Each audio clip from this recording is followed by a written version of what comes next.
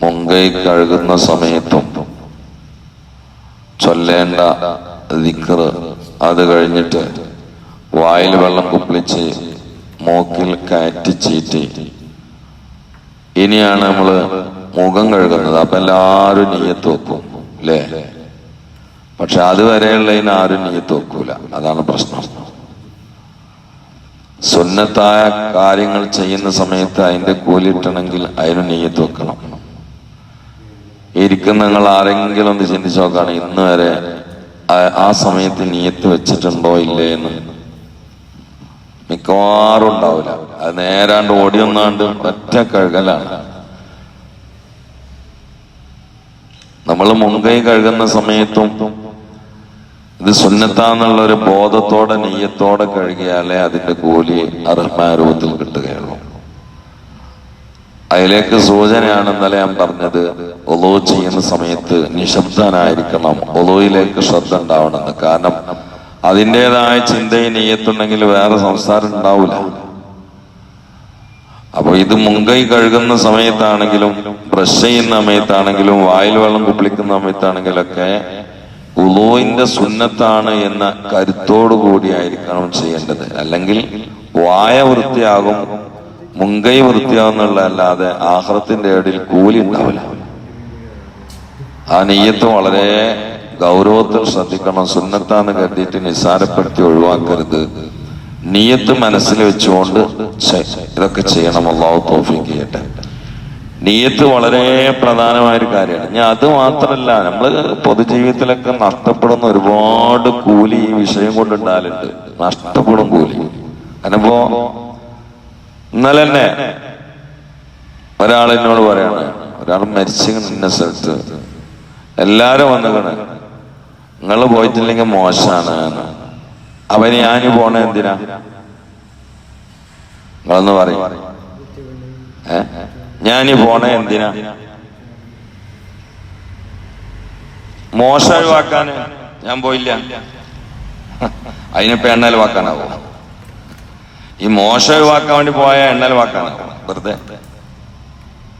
അത് കഴിഞ്ഞേക്ക് വേറെ ആൾ എന്നോട് പറയാണ്, ഒരു ജാഥ എത്തുന്നുണ്ട്, അവിടെ നിങ്ങളില്ലെങ്കിൽ മോശമാണ്, ഞാൻ പോയില്ല. എന്താ ഈ മോശം ഒഴിവാക്കാൻ വേണ്ടി നമ്മൾ അധ്വാനിക്കണെന്ന്?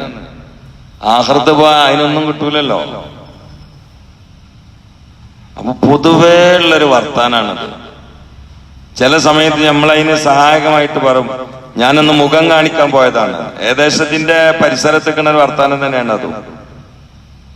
നമ്മൾ ജീവിതത്തിൽ എന്തെല്ലാം കാര്യങ്ങൾ ആഖിറത്തിൽ കൂലി വാരി കൂട്ടാൻ പറ്റുന്ന നമ്മൾ ചെയ്യുന്നുണ്ട്.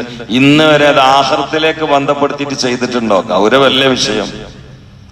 സംഗതി നിസ്കാരത്തിന്റെ മസല പറയുകയാണെങ്കിലും നമ്മൾ സാമൂഹിക ജീവി ആയതുകൊണ്ട് ഈ പ്രധാനപ്പെട്ട കാര്യം ഉണർത്തണല്ലോ. ഞാൻ എന്ത് കാര്യം ചെയ്യാൻ, ഇപ്പൊ നമ്മളൊരു രോഗിയെ സന്ദർശിക്കാൻ വേണ്ടി പോവാണ്, അള്ളാന്റെ മാർഗത്തിൽ എനിക്ക് നാളെ ആഖിറത്തിൽ പടച്ചോന്റെ കൂലി കിട്ടാൻ വേണ്ടി ഞാനൊരു രോഗിയെ സന്ദർശിക്കാൻ പോണ് എന്ന നെയ്യത്തോടു കൂടിയാണ്ട് ഇറങ്ങിയാണ്ടല്ലോ, അവിടെ എത്തുന്നവരെയും തിരിച്ചു വരുന്നവരെയും മലക്കുകളോട് ഇസ്തിഗ്ഫാർ. മലക്കുകൾ നമുക്ക് വേണ്ടി ഇസ്തിഗ്ഫാർ ചെയ്യും. അള്ളാന്റെ ഇടയിൽ അള്ളാന്റെ ആളെ സന്ദർശിച്ച് എന്ന രേഖ ഉണ്ടാവും. നമ്മൾ വെറുതെ അമ്മായും പോയി അമ്മായിക്കാക്കും പോയി, ഇനിയിപ്പോ ഏളയമ്മാന്റെ മോനും പോകണ്ട്, നമ്മൾ പോയിരുന്ന ആറ്റിങ്ങളെന്തെങ്കിലും കരുതുന്ന അങ്ങനെ കരുതി പോയാലും അവരെ കരുതലും ഒഴിവാക്കി കിട്ടും. ആഖിറത്തിലൊന്നും ഉണ്ടാവില്ല. അള്ളാഹു താല ചിന്തിക്കണതും അള്ളാഹു താല ചോദിക്കണോ അള്ളാഹു താല രേഖപ്പെടുത്തണോ അവന് വേണ്ടി എന്ത് ചെയ്തു എന്നാണ്. എന്ത് ചെയ്തു എന്നുള്ളത് ആഖിറത്തിൽ വിഷയമല്ല, അവന് വേണ്ടി എന്ത് ചെയ്തു എന്നുള്ളതാണ്. അതിനാണ് ഇഖ്ലാസ് എന്ന് പറയാം. ഇഖ്ലാസ് വിശാലാണ്, അതിലൊരു ഭാഗം അതാണ്. നമ്മളെ പൊതുവായിട്ടുള്ള പ്രവർത്തനങ്ങൾ ഭൂരിഭാഗം ഇപ്പൊ എങ്ങനെയാണ്. എന്നോട് ഈടെ അടുത്ത വലിയൊരു മുതലാളി പറഞ്ഞാണ്, ഓല നാട്ടിലെ പള്ളി നിർമ്മാണത്തിന് കമ്മിറ്റി ഇയാളെ സമീപിച്ചപ്പോ ഇയാള് പറഞ്ഞോലോ, എന്നോട് ഇങ്ങനെ അഭിമാനിച്ച് പറയാണ്, നിങ്ങളെല്ലാവർക്കും വാങ്ങി, ഇവിടെ ഒരുപാട് മലയാളികളുണ്ടല്ലോ, എല്ലാവർക്കും വാങ്ങിയിട്ട് ഇങ്ങോട്ട് വരും, ലാസ്റ്റ് ഞാൻ തരാം. എന്നിട്ട് മുമ്പരിനോട് അറിയാം. അങ്ങനെ പറയാൻ കാരണം എന്താ വെച്ചാൽ അവരൊക്കെ കൊടുത്തതിന്റെ മേലെ ഞാൻ കൊടുക്കാൻ വേണ്ടിയിട്ടാണ്.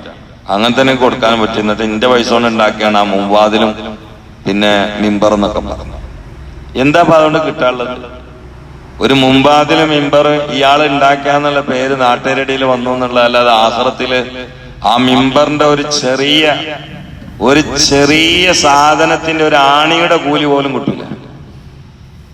എന്തുകൊണ്ട്? ഇന്നമൽ അഅ്മാലു ബിന്നിയ്യാത്ത് വഇന്നമാ ലികുല്ലി ഇംറിഇൻ മാ നവാ ഫമൻ കാനത് ഹിജ്റതുഹു ഇലല്ലാഹി വറസൂലിഹി ഫഹിജ്റതുഹു ഇലല്ലാഹി വറസൂലിഹി വമൻ കാനത് ഹിജ്റതുഹു ഇലദ്ദുനിയാ വയുസീബുഹാ വഇംറാത്തിൻ യതസവ്വജുഹാ ഫഹിജ്റതുഹു ഇലാ മാ ഹാജറ ഇലൈഹി. അപ്പൊ അത് വളരെ ഗൗരവത്തിൽ നമ്മൾ ശ്രദ്ധിക്കേണ്ട ഒരു കാര്യമാണ്. ഇന്ന് മുതൽ നമ്മൾ അതിന്റെ ഒരു പരിശീലനം ഉണ്ടാക്കണം. നല്ല കൂലിയായിരിക്കും. ഈ ക്ലാസ് വഴി ആഖിറത്തിൽ കുറച്ച് കൂലി ഇട്ടട്ടെ, അല്ലെങ്കിൽ നാളെ നമ്മൾ അവിടെ പോയാൽ ഏടില് നമ്മൾ ചെയ്ത കാര്യങ്ങളൊന്നും കാണൂല. ഇവിടെ ആണെങ്കിൽ കുറെ ചെയ്തിട്ടുണ്ടാവും, അങ്ങോട്ട് പോയിട്ടുണ്ടാവും, ഇങ്ങോട്ട് പോയിട്ടുണ്ടാവും, അവിടെ സഹായിച്ചിട്ടുണ്ടാവും, ഇവിടെ കൊടുത്തിട്ടുണ്ടാവും, ആസ്പത്രിക്ക് താങ്ങി കൊണ്ടുപോയിട്ടുണ്ടാവും, പല ആളുകളെ രക്ഷപ്പെടുത്തിയിട്ടുണ്ടാവും, അയൽവാസികളുടെ ആളായിട്ട് നിന്നിട്ടുണ്ടാവും. പക്ഷെ ആഖിറത്തിന്റെ ഏടിൽ ഇതൊന്നും കാണൂല. എന്തുകൊണ്ട്? നാട്ടുകാർക്ക് വേണ്ടി ചെയ്ത കാര്യങ്ങളാണ്. നേരെ മറിച്ച് ഇതൊക്കെ അള്ളാന്റെ പ്രീതിക്ക് വേണ്ടി ചെയ്താൽ സ്വർഗത്തിന് ഇനി വേറെ തടസ്സമൊന്നുമില്ല, സ്വർഗം കിട്ടും. അതുകൊണ്ടല്ല നാളെ മഹ്ശറിൽ ചില രസങ്ങൾ നടക്കാൻ പോകുന്നുണ്ട്. ഹജ്ജ് തീരെ ചെയ്യാത്ത മനുഷ്യന്മാർ, ഉംറന്റെ ഭാഗത്തേക്ക് പോയിട്ടേ ഇല്ല, മക്കം കണ്ടിട്ടില്ല, അവരെ ഏടിലെ ഹജ്ജ് ചെയ്തിട്ടില്ല, മക്കം കണ്ടിട്ടില്ല, അങ്ങനത്തെ ആളുകൾക്ക് നാളെ കിതാബ് കിട്ടുമ്പോ അവരെ ഏടിൽ ഇങ്ങനെ ഹജ്ജ് ചെയ്ത കൂലി ഇങ്ങനെ വായിക്കണം. 2000 ഹജ്ജ് ചെയ്തു, 2021 ഹജ്ജ് ചെയ്തു, 98 ഹജ്ജ് ചെയ്തു, ഇങ്ങനെ. അപ്പൊ ഇതിങ്ങനെ വായിക്കുമ്പോ തൊട്ടടുത്തുള്ള ആള് കുറെ ഹജ്ജ് ചെയ്തിരിക്കണം, ഓന്റെ ഏടിലാണെങ്കിൽ ഹജ്ജൊന്നും ഇല്ലേനോ. അപ്പൊ ഇത് അവിടുന്ന് കണ്ട് ചോർന്ന് വന്നാണോ കിതാബാണോ മാറിക്കണോന്ന് ഇവരൊക്കെ അവന് സംശയം ഉണ്ടാവും. കിതാബ് മാറൂലല്ലോ, പടച്ചോൻ കൊടുക്കണ കിതാബ് ഉണ്ടാണ്ടോ മാറണ, ഇവിടെ അല്ലേ മാറുള്ളൂ.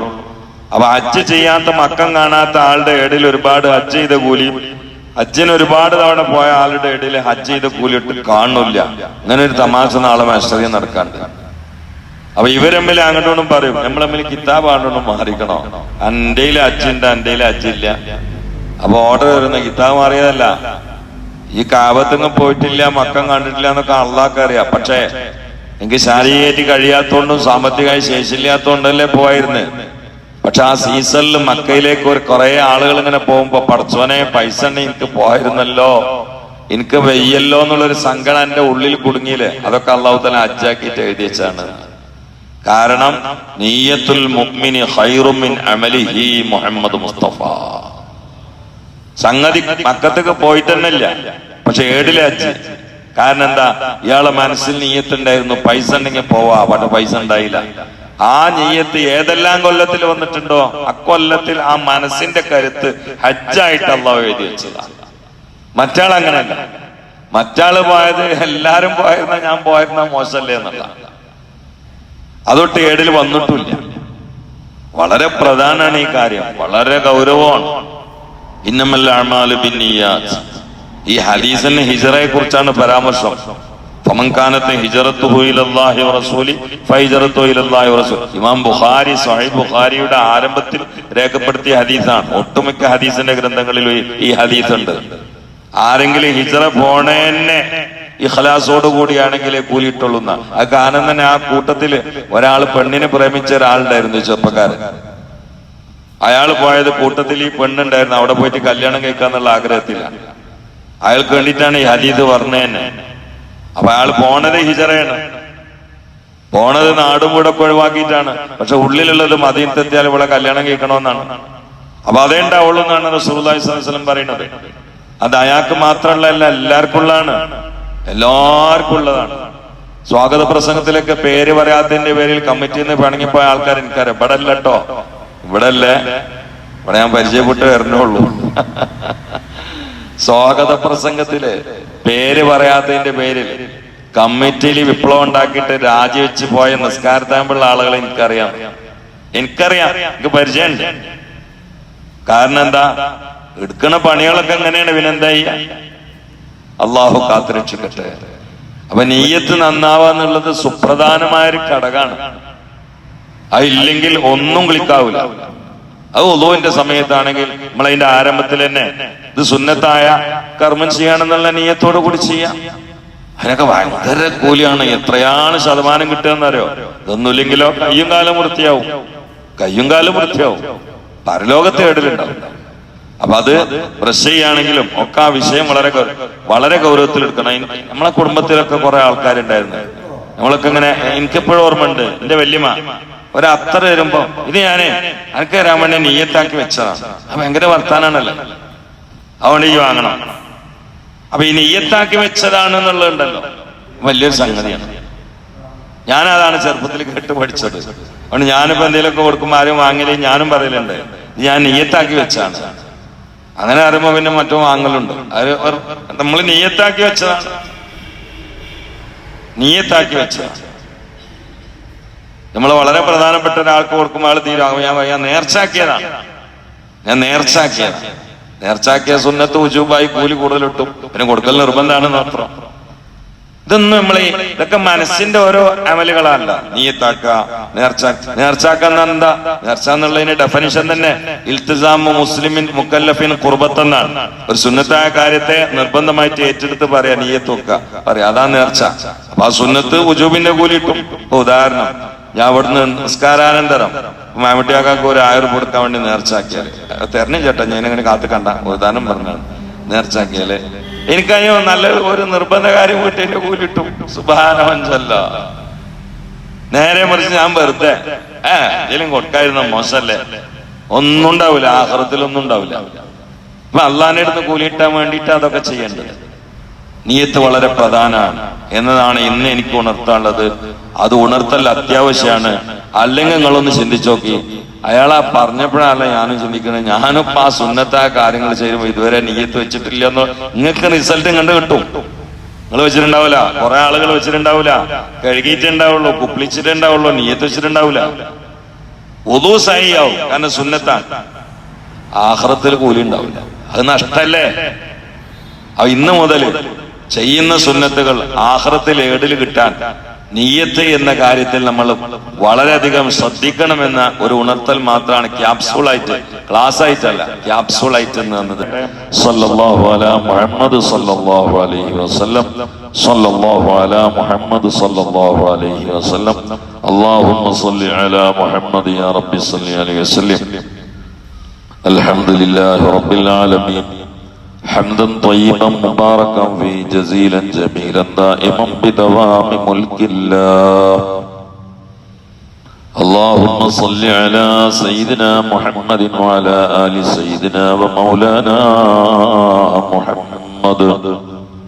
റഹ്മാനായ അല്ലാഹ്, പാവങ്ങളായ പാപികളായ രോഗികളായ ദോഷികളായ ബലഹീനരായ മിസ്കീന്മാരായ ഫുഖറായ ഞങ്ങൾക്ക് എല്ലാ വിഷയത്തിലും നിന്റെ പ്രീതി പ്രതീക്ഷിച്ചുകൊണ്ട് അമല് ചെയ്യാൻ, നിയ്യത്ത് നന്നാക്കി അമല് ചെയ്യാൻ, നിഷ്കപടമായി അമല് ചെയ്യാനുള്ള ഭാഗ്യം നൽകണേ അല്ലാഹ്. അല്ലാഹുവേ, ഈ പരീക്ഷണാലയമായ ക്ഷണികമായ ദുനിയാവിൽ നിന്റെ ഓരോ പരീക്ഷണങ്ങളെയും പരലോകത്തേക്ക് പ്രതീക്ഷയാക്കി ക്ഷമയെന്ന വജ്രായുധം കൊണ്ട് അതിജയിക്കാനുള്ള കരുത്ത് നൽകണേ അല്ലാഹ്. സഹിക്കാൻ കഴിയാത്ത പരീക്ഷണങ്ങളോ പരാജയങ്ങളോ പ്രതിസന്ധികളോ രോഗങ്ങളോ ബുദ്ധിമുട്ടുകളോ നൽകി ഞങ്ങളെ നീ ഈമാനെ പരിശോധിക്കല്ല അല്ലാഹ്.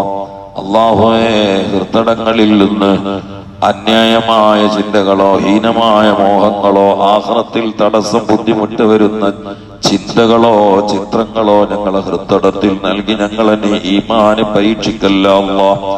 അല്ലാഹുവേ, ഞങ്ങളെ ശരീരങ്ങളെ അറ്റാക്ക്, ക്യാൻസർ, കിഡ്നി വീക്ക്, പന്നിപ്പനി, പക്ഷിപ്പനി, എലിപ്പനി, ഡെങ്കിപ്പനി, തക്കാളിപ്പനി പോലെയുള്ള എല്ലാ മാരക രോഗങ്ങൾ, മാറാവ്യാധികളിൽ നിന്നും കാത്തുരക്ഷിക്കണേ അല്ലാഹ്.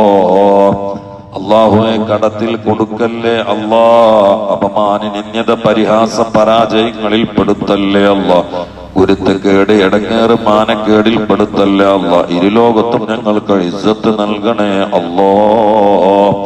റഹ്മാനായ റബ്ബേ, ജീവിക്കുന്ന കാലത്ത് ഇസ്സത്തോടെ, മരിക്കുന്ന സമയത്ത് സമാധാനത്തോടെ, ഖബറിൽ സന്തോഷത്തോടെ കിടക്കാനുള്ള ഭാഗ്യം നൽകണേ അല്ലാഹ്. ആഖിറത്തിൽ സിറാത്ത് പാലം സ്പീഡിലായി വിട്ടുകിടക്കുന്ന മുത്തഖീങ്ങളിൽ പെടുത്തണേ അല്ലാഹ്. അല്ലാഹുവേ ബിസിനസ്സുകാർക്ക് ബർക്കത്ത് നൽകണേ അല്ലാ, യാത്രക്കാർക്ക് സുരക്ഷിതത്വം നൽകണേ അല്ലാ, മക്കളില്ലാത്തവർക്ക് മക്കള് നൽകണേ അല്ലാ, കടമുള്ളവർക്ക് വീട്ടിൽ കൊടുക്കണേ അല്ലാ, രോഗമുള്ളവർക്ക് മാറ്റിക്കൊടുക്കണേ അല്ലാ, ക്ലേശമുള്ളവർക്ക് നീക്കി കൊടുക്കണേ അല്ലാ. നിന്റെ ദീനിന് വേണ്ടി നിന്റെ മാർഗത്തിലായി സ്നേഹിക്കുന്നവരെ നീ സ്നേഹിക്കണേ അല്ലാ, സന്തോഷിപ്പിക്കുന്നവരെ നീ സന്തോഷിപ്പിക്കണേ അല്ലാ, സേവിക്കുന്നവരെ നീ ഏറ്റെടുക്കണേ അല്ലാ. അല്ലാഹുവേ ഞങ്ങളെ സമയങ്ങളിൽ, സമ്പത്തിൽ, സന്താനങ്ങളിൽ, ആയുസ്സിൽ ബർക്കത്ത് നൽകണേ അല്ലാ. കടലിൽ പോയി പണിയെടുക്കുന്നവരുണ്ട്, റോഡിലൂടെ വണ്ടി ഓടിച്ച് പണിയെടുക്കുന്നവരുണ്ട്, പ്രവാസ ലോകത്ത് പ്രയാസപ്പെടുന്നവരുണ്ട്. എല്ലാവർക്കും ഹൈറും ബർക്കത്തും നൽകണേ അല്ലാ.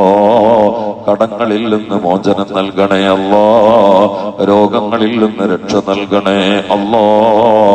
ഞങ്ങളിൽ വീട്ടിലുണ്ടായിരുന്ന, കുടുംബങ്ങളിലുണ്ടായിരുന്ന, കൂടെയുണ്ടായിരുന്ന പലരും ഇന്ന് ഖബറുകളിലാണ്. ഇന്നലെയും വാളിന് പോകുന്ന സമയത്ത് വാണിയന്നൂര് ഖജാൻജി വിട പറഞ്ഞു എന്ന് പറഞ്ഞു, ഒന്ന് വരാൻ കഴിയുമോ എന്ന് ചോദിച്ചപ്പോൾ അവിടെ പോയി ദുആ ചെയ്തിട്ടാണ് വാളിന് പോയത്. അദ്ദേഹം അടക്കം